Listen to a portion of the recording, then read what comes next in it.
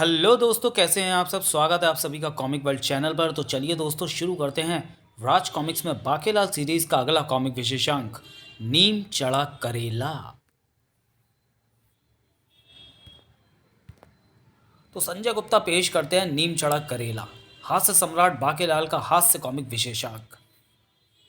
महान ऋषि कुंडलाचार्य विशालगढ़ में पधारे। उनका उद्देश्य है नागरिकों से मुद्राएं एकत्रित करके कुंडल देवता के मंदिर का निर्माण करना।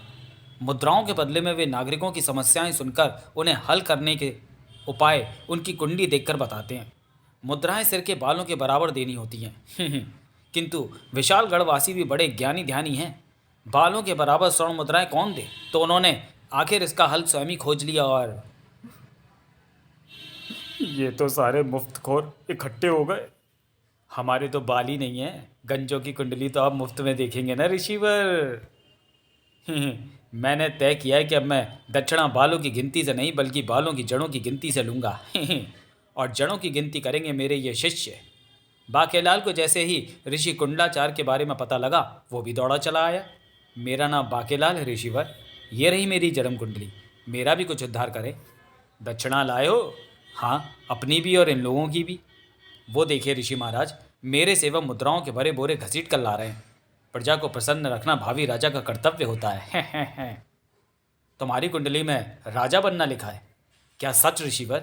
इसी बात पर मुद्राओं का प्रथम बोरा ऋषिवर को भेंट करो। 100 साल बाद। किंतु बाकेलाल, तेरी राह में एक प्रबल शत्रु बैठा है। वो तो मुझे मालूम है। उस शत्रु का नाम है मोटा मुच्छड़, मेरा मतलब राजा विक्रम सिंह। उस शत्रु के खिलाफ तेरी कोई भी चाल कामयाब नहीं होती। जी हाँ ऋषिवर, यही समस्या लेकर तो मैं आपके पास आया हूँ। तेरे शत्रु की पत्नी का भाग्य बड़ा प्रबल है, इसी कारण तेरे शत्रु पर तेरी प्रत्येक चाल उल्टी पड़ जाती है। ओह, तो ये बात है। इसका उपाय क्या है? तुझे अपने शत्रु को उसकी पत्नी से अलग करने का जुगाड़ करना होगा।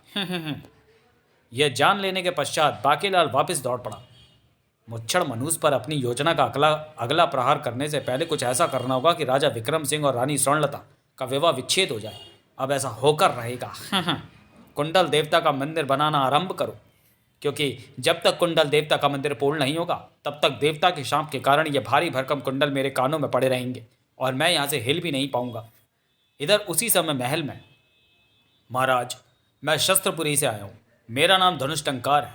मैं धनुष बाण बनाने में निपुण हूँ। मेरे धनुष से छूटा बाण कई कोस दूर खड़े शत्रुओं की छाती भी भेद सकता है। मैंने इसका नाम भी धनुष टंकार रखा है।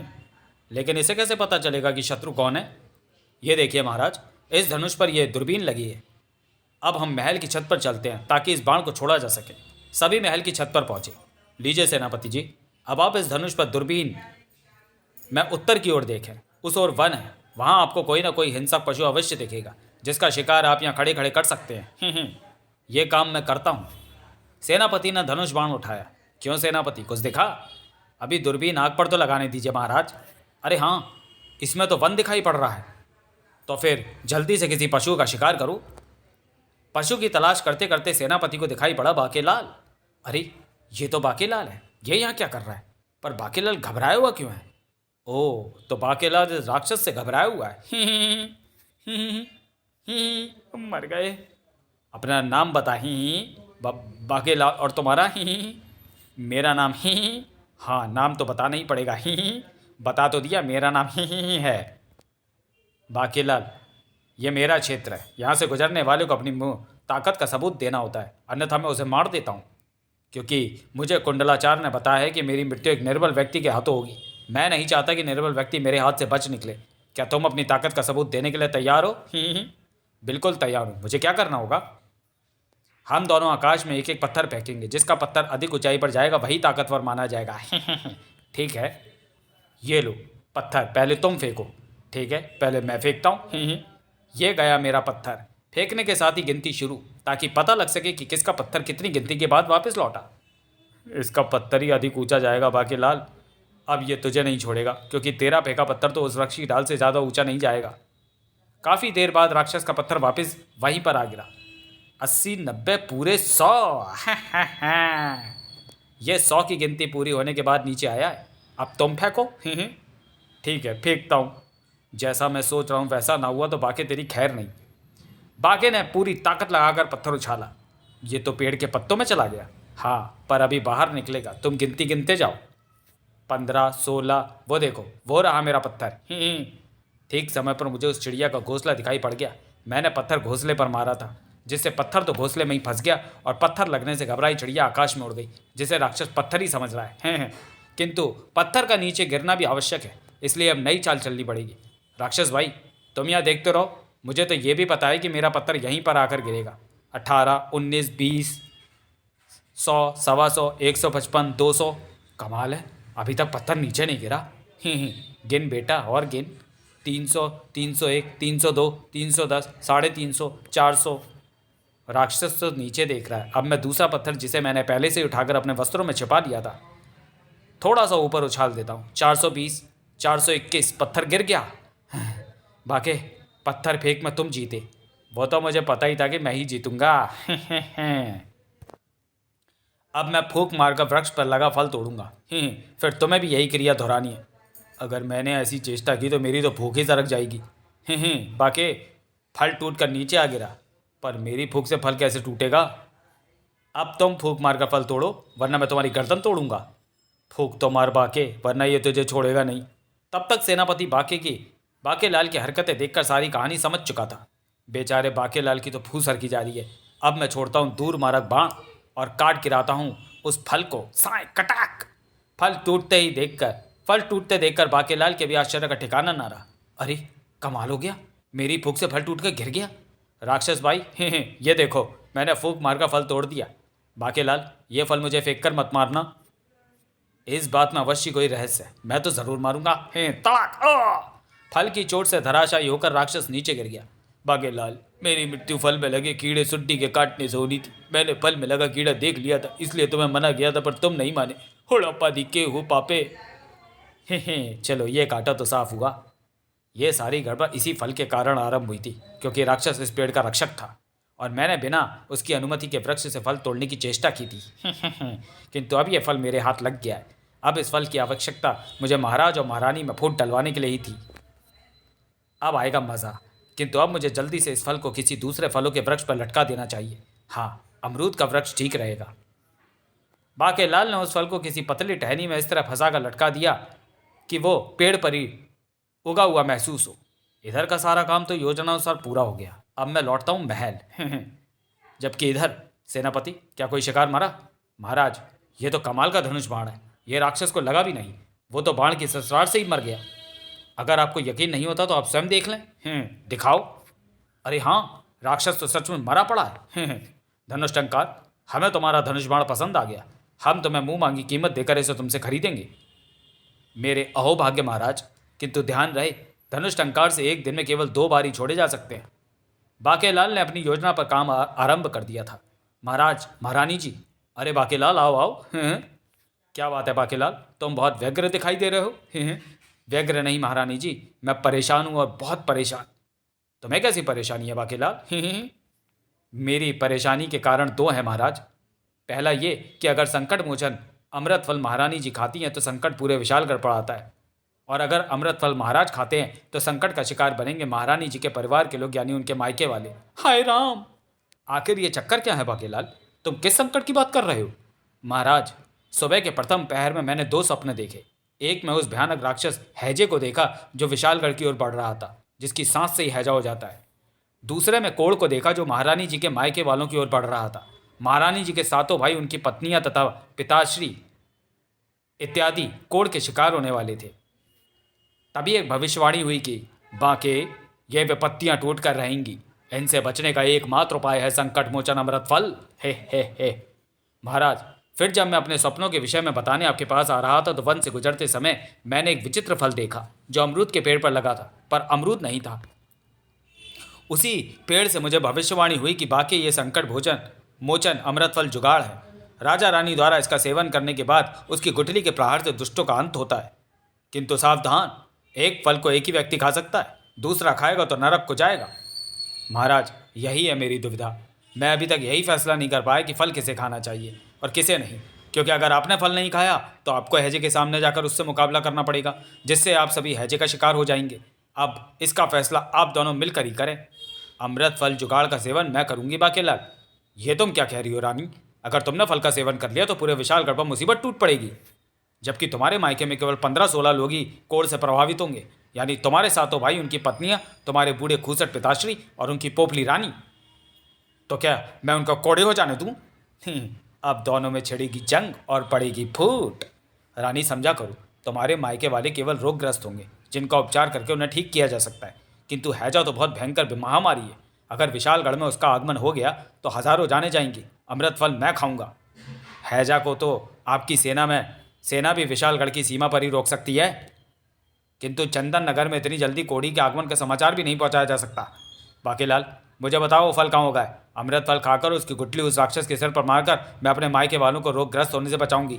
ठहरो बाकीलाल, कोढ़ व हैजा नामक राक्षसों के सामने जाकर उन्हें ललकारने से ही रोग लगेगा, जबकि इसका उपाय तो हमारे पास है कि हम इन राक्षसों में से एक को उसके सामने जाए बिना ही मार सकते हैं।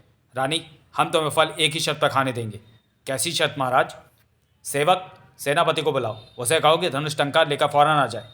ये धनुष टंकार क्या भला है? मुच्छड़ क्या करने वाला है? कहीं मेरी योजना का कबाड़ा ना हो जाए। सेनापति तुरंत आया। सेनापति, धनुष टंकार मुझे दो। धनुष टंकार से एक तीर हम आज चला चुके हैं, दूसरे तीर से हम मारेंगे राक्षस कोड़ी को। हाँ रानी, अमृत फल खाने के बाद उसका बीज कोड़ी के सिर पर पटकने के लिए तुम्हें अपने मायके जाना होगा, जो कि यहाँ से बहुत दूर है, जबकि हैजा विशालगढ़ की सीमा में ही होगा। बीज का प्रहार उस पर आसानी से हो सकता है। मेरी शर्त यह है कि मैं इस दूर मारक धनुष टंकार से एक बार कोड़ी राक्षस पर छोड़ूंगा। अगर बाढ़ ने उसे मार डाला तो मैं फल खाकर उसकी गुठली हैजे के सिर पर पटक कर उसे भी खत्म कर डालूंगा। अगर मैं दूर मारक बाढ़ से उसे नहीं मार सका तो तुम वो फल खा लेना और फिर जाकर उसकी गुठली कोड़ी के सिर पर पटक देना। मुझे ये शर्त मंजूर है, किंतु बाण बाकेलाल चलाएगा। सभी महल की छत पर पहुंचे रानी ने धनुष टंकार बाकेलाल को देते हुए उसे उसकी विशेषता भी बता दी। तब बेड़ागर को धनुष टंकार नाम के उस व्यक्ति का जिसने इसे बनाया, अगर ये पहले मुझे मिल जाता तो इसी से मुच्छड़ को छेद डालता, किंतु अब तो सब इसके बारे में जानते हैं, किंतु अब ये सही हाथों में आ गया है। बाकेलाल ने धनुष टंकार के प्रत्यंचा पर बाण चढ़ाया और ओह, इसमें तो सुदूर चंदन नगर की सीमा दिखाई दे रही है, यानी महारानी जी का मायका। किंतु मैं बाण किस पर चलाऊं, क्योंकि ये दोनों राक्षस तो मेरे मन की उपज हैं, जिन्हें मैंने दोनों के बीच फूट डालने के लिए पैदा किया है। बाकेलाल, अब फंसा तू, क्योंकि अगर मैंने बाण कोड़ी पर नहीं चलाया तो तेरी पोल खुल जाएगी, मगर बाण चलाना तो पड़ेगा ही, ऐसे ही किसी पर भी चला देता हूँ। बाकेलाल, कोड़ी के आने का जो वक्त तुमने बताया था वो तो हो चुका है। कोड़ी दिखा कहीं क्या? दिख गया महाराज, दिख गया, वो रहा। मैं बाण छोड़ रहा हूँ, झन। हाँ जल्दी करो बाकेलाल, मेरे मायके वालों को कुछ हो जाए, ये मैं बिल्कुल बर्दाश्त नहीं कर सकती। बाकेलाल, बाण कोड़ी को लगा या नहीं? बस महारानी जी, बाण तेजी से उसकी ओर बढ़ रहा है, बाण उसे लगने ही वाला है। इधर चंदन नगर में घबराहट फैली थी। महाराज, राक्षस कोड़ी ने अपने पालतू गिद्दे के पंजों भायल खाली करने का जो पैगाम भिजवाया था उसकी समय अवधि समाप्त हो चुकी है। वो आता ही होगा महल पर कब्जा करने। मेरे लिए क्या आदेश है? जवाब में राजा चंदन सिंह ने शीघ्रता के साथ कहा, सेनापति, मुझे राजवैद्य ने ज़्यादा हिलने डुलने से मना किया है, इसलिए मैंने नाड़े से अपने आप को सिंहासन से बंधवा लिया है। मैं ज़्यादा भी नहीं बोल सकता, क्योंकि ज़्यादा बोलने से मेरे नकली दांत गिरने का खतरा है। और तुम तो जानते ही हो कि मुझे हड्डी सरक रोग भी हो गया है। अगर किसी ने मुझे छुआ तो मेरी हड्डियाँ कई जगह से सरक जाएंगी, इसलिए मुझे उठाकर भी कहीं नहीं ले जा सकते। दिमाग मेरा पहले ही सरका हुआ है। तो भैया सेनापति, महल में छोड़ नहीं सकता जैसा कि कोड़ी चाहता है। मेरे सातों बेटे अपनी अपनी ससुराल गए हुए हैं, उन्हें बुलाने का भी समय नहीं है। और कोड़ी के सामने वैसे भी कोई नहीं जाएगा, क्योंकि उसके सामने पड़ते ही उसे कोड़ डस लेगा। महल के सभी दरवाजे खिड़कियां बंद कर लो और सब कुछ भाग्य के भरोसे छोड़ दो। ओह देखा, ज़्यादा बोलने से मेरे 2 दांत गिर गए। सेनापति ने खिड़कियां दरवाजे सही समय पर बंद कर लिए थे। अबे ओ बड़ाऊ, दरवाजा खोल। नहीं खोलता? मत खोल। सुबह तो खोलेगा ही, क्योंकि शौचालय का रास्ता इधर से ही है। मुझे 2 नाड़ों से और कसकर बांधो, कहीं डर की कपकपी से मेरी कोई हड्डी ना सरक जाए। तभी गूंजी कोड़ी की चीख, आ खटाक। ये तो कोड़ी के चीखने का स्वर है, क्योंकि इस वक्त केवल कोड़ी ही बाहर है। ये बाण किसने चलाया जो दरवाजे को भी चीर कर अंदर आ गया है? मैं जादुई आंख के शीशे में झांक कर बाहर देखता हूँ। अरे ये तो कोड़ी है, ये तो मरा पड़ा, परंतु इसे बाण किसने मारा? तीर की नोक पर विशालगढ़ गुदा हुआ है महाराज। इसका मतलब ये बाण मेरे दामाद विक्रम सिंह ने छोड़ा है, पर वो तो विशालगढ़ में है। विक्रम सिंह तो विशालगढ़ में ही था।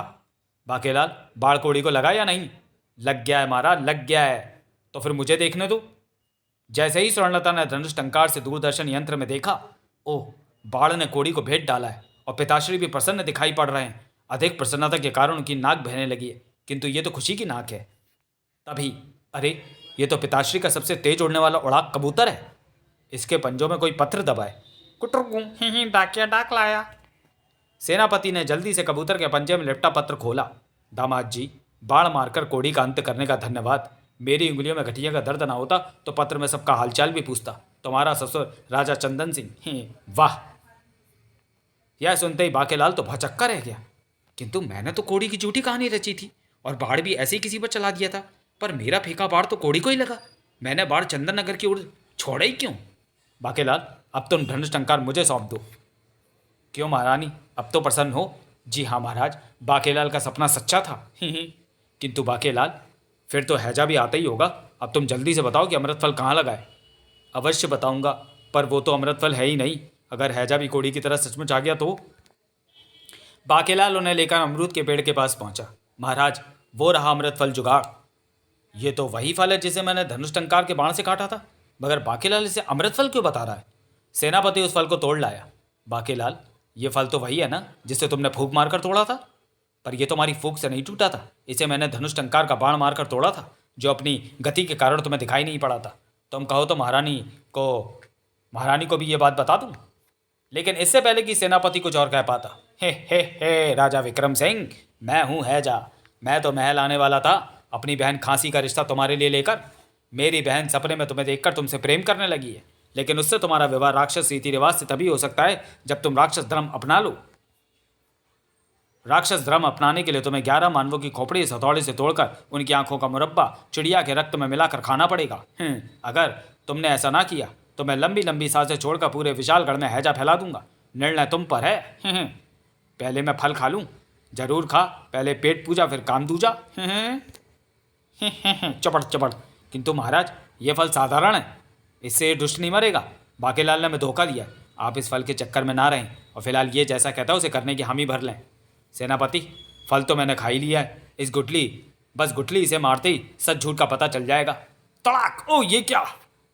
ये तो अमृत फल की गुठली है जो मेरे शरीर से टकराकर अजगर बन गई है। अब यह अजगर मुझे निगलने के बाद मेरी बहन खांसी को भी निगल जाएगा। ऋषि अजगराचार्य के शाप के कारण हमारी मृत्यु ऐसे ही होनी थी। देखा सेनापति, और तुम कह रहे थे कि अमृत फल नहीं है। आए, ये तो पूरा झूठ सच में बदल गया। अगर अजगर राक्षस हैजा को निगल कर गायब हो गया था तब। बाके, जरा गाल आगे कर। अगर मुझे पता होता कि सचमुच हैजा यहाँ आने वाला है तो मैं मुच्छड़ को उसके और अमृत फल के बारे में क्यों बताता। हाय रे फूटी किस्मत, साधारण फल अमृत फल निकला। सेनापति, लानत है तुझ पर। फिर महल पहुंचने पर, महाराज, आपने न केवल मेरे मायके वालों को भयानक रोग से बचाया बल्कि विशालगढ़ की भी रक्षा की। इसलिए मैंने आपके लिए बादाम का हलवा बनाया है। वाह, बादाम का हलवा! वाह, ये तो अति स्वादिष्ट है। चपड़ चपड़। इस कमबख्त को तो कड़वा बादाम भी मीठा ही लगेगा। महारानी जी, एक एक चम्मच बादाम का हलवा मुझे और बाकेलाल को भी तो दो। महाराज, इस घटना के बाद तो मेरा प्रेम आपके प्रति और भी गहरा हो गया। मुझे हर ओर आप ही आप नजर आ रहे हैं। वाह, क्या हलवा था। दोनों में फूट पड़ने की जगह दोनों का प्रेम और भी प्रगाढ़ हो गया। बाकेलाल, तेरे मुंह पर लानत है, थू है तुझ पर। महारानी, मैं तुम्हें कहाँ कहाँ पर नजर आ रहा हूँ? महाराज, आप मुझे हवा में नजर आ रहे हैं, आप मुझे दीवारों पर नजर आ रहे हैं, आप मुझे पर्दों में नजर आ रहे हैं। तो तुम इन सब चीज़ों में मुझे देखो, क्योंकि दरबार की कार्रवाई का समय हो गया है। मैं चला राज दरबार। आओ बाकेलाल। आप मुझे दरी में नजर आ रहे हैं महाराज, आप मुझे दरवाजे में नजर आ रहे हैं। आप मुझे पलंग में, आसन पर, आईने में, नक्काशी में, तकिए में, फलों की चाट में, पायदान में, पीकदान में, चप्पलों में, बेलबुटियों में, सब तरफ नजर आ रहे हैं। हर ओर महाराज ही महाराज हैं। बाकेलाल बहाना बनाकर महारानी के कक्ष की तरफ चला गया था। हाय, मैं मर जावा, मुझे तो अब थाली में भी दिखाई दे रहे हैं महाराज। महारानी का महाराज के प्रति प्रगाढ़ प्रेम उसे दीवानी बना रहा है। तभी, महारानी जी, आपके सरोवर भ्रमण का समय हो गया है। रब्बा मेरे रब्बा रब्बा, रब्बा मेरे रब्बा रब्बा। इस नए प्रकार के प्रेम को मैं क्या नाम दूं? नकली जूड़े में भी महाराज दिखाई दे रहे हैं। फर्श में भी आप हैं मेरे मोटे सरताज, पौधे में भी आप, पत्तों में भी आप, टहनियों में भी आप, फूलों में भी आप, कांटों में आप हैं मेरे मुच्छड़राज। अबे, मैं सांप भी तो हूँ यहाँ। रानी को किसी की सुधि नहीं लग रही। रानी स्वर्णलता का विक्रम सिंह के प्रति यह प्रेम देखकर बाकेलाल तो जल भुनका कोयला ही बना जा रहा था। बाकेलाल, तेरे लिए यह डूब मरने की बात है। दोनों में फूट डलवाने की अगली योजना बनने तक मैं महाराज की बदसूरत नहीं देखूंगा। ओह, मुझे प्यास लगी है, प्याऊ। इंसानों के लिए शीतल जल पीने की जगह थोड़ा जल पी लूं। ही, तुम गलत जगह पर पानी पीने चले आए हो मानव। हे। ये कौन बोल रहा है? शेर, और वो भी इंसानों की तरह बोलने वाला। मानव, अब मैं तुझे नमक मिर्च और नींबू लगा कर खाऊंगा, क्योंकि तू गलत जगह पर पानी पीने चला आया है। लेकिन मैं तो सही जगह पर ही पानी पीने आया था। उस सूचना पट पर लिखा है कि ये इंसानों के लिए शीतल जल पीने की जगह है। तूने सूचना पट को सामने से ही देखा है, अब जरा इसे पीछे से भी देख ले। प्याऊ, शाम को यहाँ पर शेर भी पानी पीने के लिए आते हैं। ये तो मैंने पढ़ा ही नहीं। ओड़प्पा दी के हो। मानव, अब तू मेरा भोजन बनेगा। तुझे खाकर पहले मैं अपनी भूख मिटाऊंगा, फिर शीतल जल पीकर अपनी प्यास बुझाऊंगा। घर नहीं। बाकेलाल ने आओ देखा ना था, वह सूचना पट उखाड़ा और ताक। ऐसे धोखेबाज सूचना पट का यहाँ लगे रहना खतरनाक है। आ मेरी टिंडी फोड़ दी। इसी के साथ बाकेलाल, तुम्हारा धन्यवाद, मैं शाप मुक्त हो गया। ही। अरे, शेर मानव में बदल गया। हाँ बाकेलाल, मेरा नाम शापाचार्य है। मैं ऋषि शाप देव का छोटा भाई हूँ। मुझ में बर्दाश्त की ताकत नहीं है। कोई मुझे किसी काम के लिए मना कर दे तो मैं तुरंत क्रोध में भरकर उसे शाप दे डालता हूँ। एक दिन मैंने सिंह की खाल में तपस्या करते ऋषि भेषाचार्य को पत्थर मार दिया। बस उन्होंने क्रोध में भरकर मुझे सिंह बना दिया और बताया कि जिस दिन बाकेलाल नाम का इंसान आकर मेरी टिंडी पर सूचना पट की चोट करेगा तो मैं शाप मुक्त हो जाऊँगा। शाप मुक्त होते ही मैं चला किसी गृहस्थिन से 1 वर्ष का आटा दाल चावल प्राप्त करने, ताकि फिर वर्ष भर तक भिक्षा न मांगनी पड़े। ठहरिए ऋषिवर, रानी स्वर्णलता इस वक्त राज उद्यान में है। 1 वर्ष के आटा दाल चावल की भिक्षा आप महारानी स्वर्णलता से लें। ठीक है बाकेलाल, तुमने मुझे शाप मुक्त किया है। मैं तुम्हारा कहा मानकर रानी स्वर्णलता के पास भिक्षा मांगने जाता हूँ और मैं पीछे पीछे आकर तमाशा देखता हूँ। रानी स्वर्णलता अभी भी राजा विक्रम के ही विचारों में गुम थी। जल में भी आप हैं, जल की एक एक बूंद में भी आप हैं। ओ हाँ, घास के एक एक तिनके में भी आप हैं महाराज, सूखी में भी और हरी में भी, कीचड़ में भी आप है, कमल में भी आप है। अरे वाह, उस मेढक में भी मुझे ही आप ही दिख रहे हैं। टर्रा टर्रा, आँख नाल आँख ते मिला गई, एक कुड़ी दिल उत्ते छा गई। ओहो टर्रा टर्रा। रानी भिक्षाम देही, लहरों में भी आप हैं। रानी भिक्षाम देही, कंकड़ में भी आप हैं। और मैं क्या रानी भिक्षाम देही, मछलियों में भी आप हैं। मैं आख्या रानी भिक्षाम देही, धूल मिट्टी में भी आप हैं। ओ बहरी, मैंने कहा भिक्षाम देही, मेरी चूड़ियों में भी आप हैं, बिछुए में भी आप हैं। ओ अंधी, उधर क्या देख रही है, इधर देख, भिक्षाम देही। जैसा मैंने सोचा था वैसा ही हो रहा है। सांप की छतरी में भी आप हैं। अपमान, घोर अपमान। रानी स्वर्णलता, जा, मैं तुझे शाप देता हूँ। तू जिसके विचारों में खोई है वो तुझे भूल जाएगा। सरोवर में भी आप हैं, किनारे पर भी आप हैं। तुम ही मेरी मंजिल, तुम ही मेरी पूजा, तुम ही देवता हो। वो मारा पापड़ वाले को। शाप के असर से हम महाराज महारानी को भूल जाएंगे। बाके चाचा माताश्री को शाप मिलते थे कब प्रसन्न क्यों हो रहे हैं? किंतु फिलहाल तो मुझे अपनी माताश्री के शाप मुक्ति का मार्ग जानना है। क्षमा ऋषिवर क्षमा। कौन है तू बालक? मैं उसी रानी का पुत्र हूँ मुनिवर, जिन्हें आपने शाप दिया है। मैं जानना चाहता हूँ कि आपने माताश्री को शाप क्यों दिया है। मैं यहाँ उससे 1 वर्ष का आटा दाल चावल और मसालों की भिक्षा लेने आया था, किंतु तुम्हारी माताश्री न जाने किसके विचारों में गुम है। बस इसी खुंदक में मैंने शाप दे दिया। बस इतनी सी बात पर शाप दे दिया? तो फिर मैं आपको 1 की बजाय 2 बरस का आटा दाल चावल और मसाले दूंगा। आप मुझे मेरी माताश्री के शाप मुक्ति का मार्ग बताएं, अन्यथा मेरी ऋषि उद्दंड से जान पहचान है। मैं आपको उससे भी बड़ा शाप दिलवा दूंगा। बेटा, मैं तो मजाक कर रहा था। तू तो बड़ा अच्छा बालक है, 2 बरस का आटा दाल चावल भी दे रहा है। तेरा कहाँ मैं नहीं टाल सकता। ध्यान से सुन, अगर राजा विक्रम सिंह को कच्चा करेला, वो भी नीम चढ़ा हुआ, खिलाया जाए तो उनको पहले की तरह रानी याद आ जाएगी। किंतु ध्यान रहे, करेला कटा हुआ नहीं होना चाहिए। तो फिर चलिए, मैं आपको रसद दिलवा दूँ। अवश्य पुत्र। कच्चा करेला, वो भी नीम चढ़ा? मोहक ये बात सबको अवश्य बताएगा। अगर ऐसा करेला मिल गया तो महाराज ठीक हो जाएंगे और मेरी योजना खराब हो जाएगी। मुझे नगर के सारे करेले पहले ही खरीद कर नष्ट कर देने चाहिए। न जाने उनमें से कौन सा करेला नीम पर चढ़ा हुआ निकल आए और महाराज को ठीक कर दे। पर इस कार्य को पूरा करने में तो काफ़ी वक्त लगेगा, और फिर मुझे महल में सबको ये जवाब भी देना पड़ेगा कि मैं इतने करेले क्यों खरीद रहा हूँ। कोई और तरकीब भिड़ानी पड़ेगी। हे भगवान, मुझे साक्षात दर्शन दे। जब तक तू दर्शन नहीं देगा मैं ऐसे ही एक टांग पर खड़ा रहूँगा। वो मारा, सूझ गई तरकीब। बाके सब्जी मंडी से एक करेला और चाकू लेकर उस सुनसान स्थान पर पहुंचा। अब आएगा मज़ा। मैं चाकू से करेले को बीच में से चीर देता हूँ, जैसे सब्जी बनाने के लिए मसाला भरने के लिए चीरते हैं। अब इसके एक टुकड़े के गूदे और बीज को निकाल देता हूँ और इसमें रख देता हूँ भगवान विष्णु की ये नन्ही सी प्रतिमा। अब करेले के दूसरे टुकड़े को चिपक पदार्थ से मैं इस टुकड़े पर चिपका देता हूँ। अब कोई नहीं कह सकता कि इस करेले को काटा गया था। अब मैं पहुँचता हूँ मंदिर। आरती हो रही है, सभी भक्तों की आंखें बंद है। यही मौका है। ओम जय जगदीश हरे, स्वामी जय जगदीश हरे, भक्त गणों के संकट पल में दूर करे। मैं चुपचाप भक्तों की भीड़ में शामिल होकर इस भक्त की पूजा की थाली में करेला रख देता हूँ। जो ध्यावे फल पावे। मेरी थाली का भार कैसे बढ़ गया? अरे, ये करेला मेरी पूजा की थाली में कहाँ से आ गया? तुम ही तो कह रहे थे कि जो ध्यावे फल पावे, तो ईश्वर ने तुम्हें फल के स्थान पर सब्जी दे दी है। तुम्हारी मुराद पूर्ण हुई। भगवान ने करेले के प्रसाद के रूप में तुम्हें दर्शन दिए, किंतु ये ईश्वर का प्रसाद है, सबको मिलना चाहिए। हाँ हाँ, ठीक है। मैं करेले को काट कर छोटे छोटे टुकड़े कर देता हूँ ताकि भगवान का प्रसाद सबको बांटा जा सके। चाकू लाओ। किंतु जैसे ही उस भक्त ने करेले को काटा, अरे, इसमें तो भगवान विष्णु की मूर्ति है। करेले में भगवान विष्णु की मूर्ति। जय हो जय हो। इसका अर्थ है कि भगवान अपने भक्तों को करेले में दर्शन दे रहे हैं। फिर तो हमें और करेले भी काट कर देखने चाहिए। हाँ हाँ, भगवान ने दर्शन सबसे पहले मुझे दिए हैं। मैं नगर के सारे करेले खरीद लूंगा। ही जय हो जय हो। अगर उसने सारे करेले खरीद लिए तो भगवान हमें दर्शन कैसे देंगे? हाँ, चलो भाइयों, सब्जी मंडी, खेत खलियान, घर आंगन और नीम का पेड़, जहाँ भी करेला मिले उसे काट कर देखो। भगवान हमें भी करेले में दर्शन अवश्य देंगे। जय हो करेला देवता की जय हो।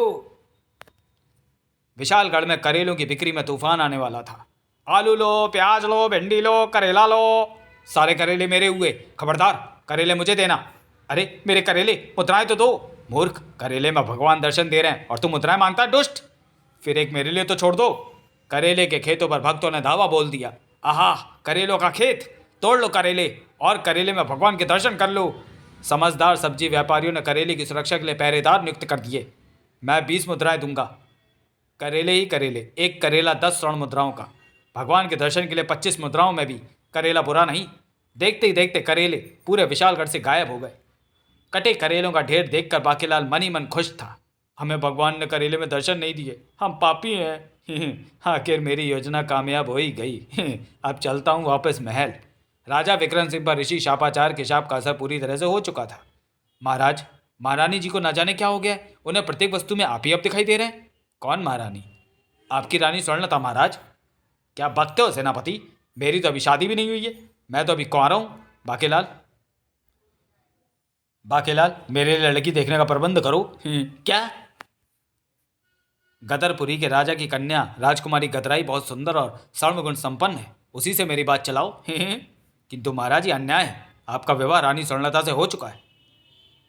लो, महारानी आ भी गई।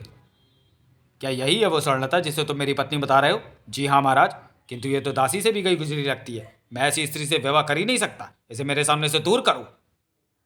अब तो मेरा विवाह राजकुमारी गदराई से होकर रहेगा। नहीं, उड़ मेरा और तेरा की होगा पुत्र मोहक। चुप हो जाइए माताश्री। ऋषि शापाचार के शाप के कारण पिताश्री आपको भुला चुके हैं। किंतु बाकेलाल चाचा, आप माताश्री को शाप मिलते देखकर प्रसन्न क्यों हो रहे थे? मैं प्रसन्न कहाँ हो रहा था? तो फिर आप झाड़ियों के पीछे खड़े होकर कूद कूद कर नाच क्यों रहे थे? मोहक बेटे, ये समय इन सब बातों का नहीं है। महाराज की यह अवस्था गंभीर चिंता का विषय है। हाँ पुत्र, अगर कहीं तुम्हारे पिताश्री ने दूसरा विवाह कर लिया तो मैं कहीं की ना रहूंगी। पिताश्री की याददाश्त नीम चढ़ा साबुत करेला खाकर ही वापस आएगी। प्रबंध मंत्री, नीम चढ़े करेले का प्रबंध करो। हाँ हाँ, करो करो। बाकीलाल चाचा, देखिए आप फिर प्रसन्न हो रहे हैं। नहीं तो मोहक के बच्चे। शीघ्र ही। नीम चढ़े करेला तो दूर, कैसा भी करेला पूरे विशालगढ़ में सही सलामत नहीं है। पर सभी करेले गए कहाँ? नगर में एक जोरदार अफवाह फैली हुई है कि करेले में भगवान विष्णु के दर्शन हो रहे हैं। इस अफवाह के चलते नगरवासियों को जहाँ भी करेला मिला उन्होंने काट पीट डाला है। करेलों में सिवाय एक इंसान के दूसरे किसी को भी भगवान के दर्शन नहीं हुए। बाके बाकेलाल चाचा, आप फिर प्रसन्न हो रहे हैं? मुझे लगता है शाप से लेकर अफवाह तक आपका ही हाथ है, क्योंकि मेरे अलावा केवल आपको यह रहस्य पता है कि शाप नीम चढ़े करेले से दूर होगा। ये तुम्हारा वहम है भतीजे। इससे बचकर रह बाके, बचकर रह, कम बखत, वरना मरेगा तू। अगर ये पुत्र मोहक का वहम है बाकेलाल, तो नीम चढ़ा करेला लाने की जिम्मेदारी तुम्हारी। हाँ बाकेलाल, कहीं से भी नीम चढ़ा साबुत करेला लेकर आओ, अन्यथा तुम्हें ही इन सब बातों का जिम्मेदार समझा जाएगा और तुम्हें हिरासत में ले लिया जाएगा। ठीक है, अगर ये बात है तो मैं जाता हूँ। सेनापति जी, बाकेलाल जी, महारानी जी, राजकुमार जी। क्या बात है फुक्कन खां, तुम इतना घबराए हुए क्यों? गजब हो गया सेनापति जी, नगर में मुर्गा चुड़ैल नामक अजीबो गरीब चुड़ैल घुस आई है। सेनापति ने फौरन सैनिक टुकड़ी को बुलाया और चलो दिखाओ। उसके पास मुर्गा शस्त्र है, जिसके प्रहार के पश्चात इंसान मुर्गे की तरह कुकड़ू कुकड़ू कू करने लगता है और उसके वैसे ही पंख भी निकल आते हैं और वो इंसानी मुर्गा बन जाता है। वो देखिए, उसने अब तक कई भोले भाले नागरिकों को मुर्गा बना दिया है। कुकड़ों को ओह, इस मुर्गे ने तो अंडा भी दिया है। कुकड़ों को कुड़ कुड़ कुड़ कुड़, ये अंडा मेरा है। तभी तड़ाक, ओ ये क्या? बाकीलाल जी, यही है वो चुड़ैल। कुकड़ों को ओह, इसने तो सेनापति को भी मुर्गा बना दिया। मैं प्रत्येक अमावस्या को एक नगर में जाकर वहाँ के नागरिकों को मुर्गा बनाती हूँ। ऐसे इंसानी मुर्गे मेरे गुलाम बन जाते हैं। और इंसानी मुर्गे जब कुड़कुड़ करते हैं तो मुझे बहुत मजा आता है। कुकड़ों को। अब मैं तुझे भी मुर्गा बनाऊंगी। सैनिक, काट डालो इस शैतान मुर्गा चुड़ैल को। सैनिक तलवारें लेकर जैसे ही आगे बढ़े, मुर्गा चुड़ैल ने छोड़ी फुंकार। ओह, ये हम पर कैसी कसैली सी फुंकार छोड़ रही है। मेरा मुंह करेले की तरह कड़वा हो गया और हमारे हाथों से तलवारें भी छूट कर गिर पड़ी हैं। अब तुम भी बनोगे मुर्गे। तड़ाक, आ कुकड़ों को। अब तेरी बारी है। इस बार बाकेलाल पीछे हटा तो पीछे पड़े पत्थर से टकराकर गिर पड़ा और अब तू भी बनेगा मुर्गा और मेरा आखिरी शिकार होगा तुम्हारा राजा। नहीं, लेकिन ये क्या? अरे, मैं मुर्गा नहीं बना। ओह, लगता है मुर्गा शस्त्र की शक्ति खत्म हो गई है। अब इसकी शक्ति दोबारा प्राप्त करने के लिए मुझे खाने होंगे करेले। और मैं जानती हूँ कि यहाँ पर करेलों की कोई कमी नहीं है। करेले मुझे सब्जी मंडी में खूब मिल जाएंगे। बाकीलाल, मैं तो मुर्गा बनाऊंगा, उस दुष्टा को समाप्त कर डालूं। मुर्गा चुड़ैल को करेले मिले तो सही, किंतु सड़े और गले हुए। अरे ये क्या, सभी करेले कटे पड़े हैं और कटने के बाद सड़ भी गए हैं। कहीं भी कोई ताज़ा करेला साबुत नहीं बचा। हाँ दुष्टा, और अब तू भी साबुत नहीं बचेगी। करेले के रस की फुंकार भी खत्म हो गई। अब तो मुझे एक ही जगह पर करेला मिल सकता है। जाती कहाँ है? ताज़ा करेला तुझे आज कहीं पर नहीं मिलेगा। मुर्गा चुड़ैल उस गुफा के द्वार पर पहुंचकर ढेर हो गई। एक बार भूल से कच्चा करेला खाने के बाद मैंने थू कर दी थी, तो करेला देवता ने मुझे आजीवन करेला खाने की सजा दे दी थी। करेले के सेवन से ही मेरी समस्त शक्ति जीवित रह सकती थी। वाह, ये तो ढेर हो गई। सभी लोग करेले वाली घटना का संदेह मुझ पर कर रहे थे। चलो, इसके आने से मुझे लाभ हो जाएगा। अब मैं सबसे कह सकूंगा कि मैंने अफवाह इसलिए उड़ाई थी। अगर मैं ऐसा ना करता तो मुर्गा चुड़ैल पूरे विशालगढ़ को मुर्गा बनाने के बाद महाराज को भी मुर्गा बना डालती। तभी तूने मेरी बहन को मारकर अच्छा नहीं किया। तड़ाक! अब तुझे मुझसे विवाह करना होगा। विवाह? हाँ, मेरा नाम कुरूप कलूटा है, उल्टा है। मैं राक्षसियों में सबसे अधिक कुरूप हूँ, इसलिए कोई राक्षस मुझसे विवाह करना तो दूर, मेरी सूरत भी नहीं देखना चाहता। लेकिन अपने 101 पतियों को मारने के बाद मैं सबसे सुंदर राक्षसी बन जाऊंगी। फिर सबसे बलिष्ठ और सुंदर राक्षस से मेरा विवाह होगा। राक्षसों को तो मैं अपना पति बना नहीं सकती, इसलिए इंसानों को बनाती हूँ और फिर उन्हें मार डालती हूँ, क्योंकि एक शाप के कारण मैं केवल अपनी पतियों को ही मार सकती हूँ। अब तक 100 पति मार चुकी हूँ। 101 वहाँ तू होगा। ये क्या कर रही हो? तुम्हारे सिर पर सहरा सजा रही हूँ। मुझे जंगली सुअर पर क्यों बैठा रही हो? क्योंकि हम राक्षसों में दूल्हे को घोड़ी पर नहीं बैठाते। ये सब कौन है? तुम्हारे बाराती। तुम्हारी बारात खूब धूम धड़ाके से निकलेगी। डम डम डम डम, पौ पौ, सुअर पे हो के सवार चला है यार दूल्हा यार, अब बनेगा इसका आम का अचार। ठहरो, अगर तुमने ये विवाह किया तो तुम्हारी मृत्यु हो जाएगी। क्या मतलब? हाँ, मैं सच कह रहा हूँ। मुझे शाप मिला हुआ है कि जिससे मेरी शादी हो गई वो विवाह संपन्न होते ही मर जाएगी।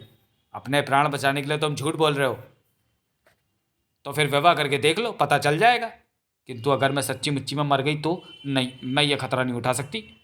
चल गया थी तो फिर मैं सुअर से नीचे उतरता हूँ और सहरा भी उतारता हूँ, बाराती भी वापस जाओ। किंतु तुम निराश ना हो, मेरी नज़र में तुम्हारे लिए एक लड़का है। तुम कहो तो मैं उसे यहाँ ले आऊँ? ओह, क्या सच? हाँ, मैं अभी गया और उसे लेकर अभी लौटा। ठहरो, यह अभिमंत्रित 56 छड़ी कड़ा तुम्हारी कलाई में रहेगा। अगर तुम इसे लेकर वापस न लौटे तो यह 56 दिनों बाद तुम्हारे शरीर के 56 टुकड़े कर देगा। अब तो मोटे को लाना और भी ज़रूरी हो गया है। इधर मुर्गा चुड़ैल के मरते ही जो लोग उसके जादू के प्रभाव से मुर्गा बन गए थे वो ठीक हो गए। और जब बाकेलाल वापस पहुंचा तो बाकेलाल, मुझे करेलों वाली कहानी का पता लग चुकी करेले वाली कहानी पता लग चुकी है। देपुच्ची। ओह मोहक भतीजे, अब तो तुम्हें पता चल गया होगा कि मैं खुश क्यों हो रहा था, क्योंकि करेले के नाम पर मुझे मुर्गा चुड़ैल को खत्म करने का मार्ग सूझ गया था। किंतु अभी प्रमुख समस्या तो ज्यों की त्यों थी। किंतु बाकेलाल, महाराज की याददाश्त वापस कैसे लौटेगी?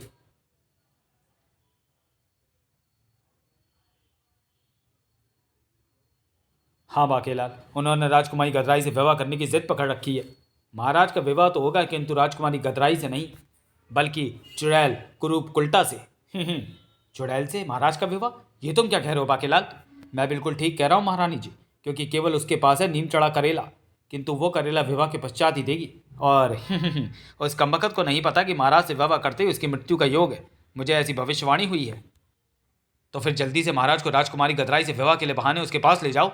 हम छिपकर तुम्हारे साथ चलेंगे। और फिर बाकेलाल, ये तो मुझे कहाँ ले आए हो? राजकुमारी गदराई एक नाटक की तैयारी कर रही है महाराज। आजकल वो चुड़ैल के वेश में यहीं रहती है। बाकेलाल ने पुकारा तो कुरूप कुल्टा बाहर आ गई। तुमने अपना वायदा पूरा किया। मैं सहरा विक्रम सिंह को पहनाती हूँ। यह सहरा कैसा? पहले सगाई तो करो। महाराज, ये सगाई की रस्म को नहीं मानती, सीधे विवाह ही होगा। फिर ठीक है, पर सुगर पर क्यों बैठा रहे हो? ये चाहती है कि इसका दूल्हा इसी पर बैठ कर आए। ओह, फिर मुझे कोई ऐतराज़ नहीं। बारात आ पहुंची विवाह स्थल पर, और अब आखिरी रस्म की पूर्ति के बाद मेरे और इसके फेरे होंगे। और वो आखिरी रस्म है ये करेला। महाराज, आपको ये नीम चढ़ा करेला खाना पड़ेगा। ये करेला क्या चीज़ है? तुम कहो तो मैं नीम का पूरा पेड़ भी खा जाऊं। न नीम चढ़ा करेला? हो गया सत्यानाश। दूसरे ही पल, अरे बाकेलाल, ये क्या हो रहा है? कौन है ये दुष्ट राक्षसी? और मेरे सिर पर ये हड्डियां क्यों बांध रखी हैं? सहरा क्यों उतार दिया? तभी।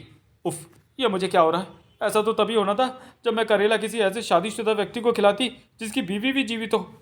ये तो करेली बनती जा रही है। करेली बनकर नीम के पेड़ पर जा लटकी कुल्टा। बाके, तूने मेरे साथ धोखा किया। लड़का कहकर मेरे विवाह की रस्में एक शादीशुदा व्यक्ति से पूरी करवा दी। बाकेलाल, ये क्या चक्कर है? अब मुझे क्या पता था कि तुम करेला खिलाने की रस्म ही पूरी करोगी, और वो भी नीम चढ़ा। सत्यानाश हो तेरा कुरूप कुल्टा। ये चक्कर आपको मैं बताती हूँ महाराज। तो तुम यहाँ महारानी? देखा महारानी जी, ये ठीक हो गए। बाकी तेरा सत्यानाश जाए कमबख्त। और फिर सारी बातें विक्रम सिंह को पता चलते ही बाकेलाल दे पुच्ची। बाकेलाल अपने बाल नोच, अपना सिर पीट। फिर, हे कुंडलाचार, मेरी बिगड़ी बनाने की कोई दूसरी राह बताएं। दूसरी राह मैं कुंडल देवता का मंदिर बनने के बाद बताऊंगा, और कुंडल देवता का आदेश है कि यह मंदिर हमेशा बनता ही रहना चाहिए। है समाप्त। तो चलिए दोस्तों, वीडियो को यहीं समाप्त करते हैं और मिलते हैं बाकेलाल सीरीज के अगले कॉमिक विशेषांक दशानन में। तब तक के लिए धन्यवाद।